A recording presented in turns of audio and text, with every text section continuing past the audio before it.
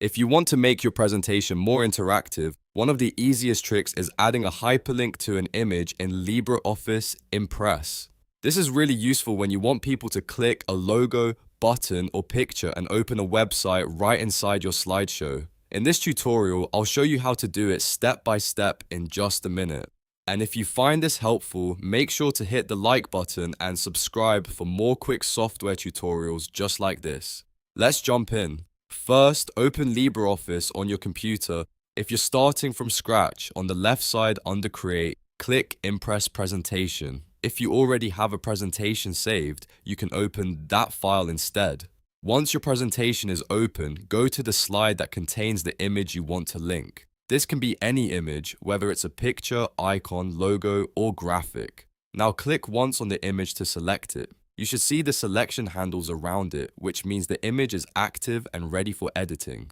This is important because the hyperlink will be applied to the selected image itself, not just the slide. With the image selected, press Ctrl+ on your keyboard. This opens the hyperlink dialog box in LibreOffice Impress.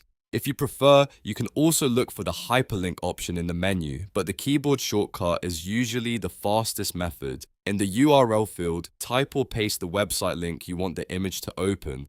Make sure the link is correct and complete. For example, you can add a homepage, a product page, a YouTube channel, a portfolio, or any web page you want viewers to visit. If needed, double check that there are no typing errors, because even a small mistake can break the link. Once the URL is entered, click OK to confirm.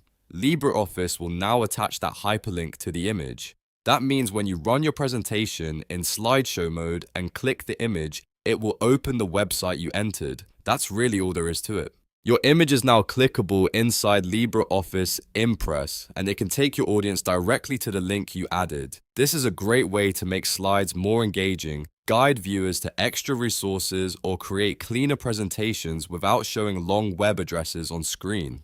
If you want to test it, start the slideshow and click the image to make sure the hyperlink works properly. Testing is always a good idea, especially before presenting to an audience. If this video helped you out, please give it a like, subscribe for more LibreOffice tips, and let me know in the comments what tutorial you want to see next. Thanks for watching, and I'll see you in the next one.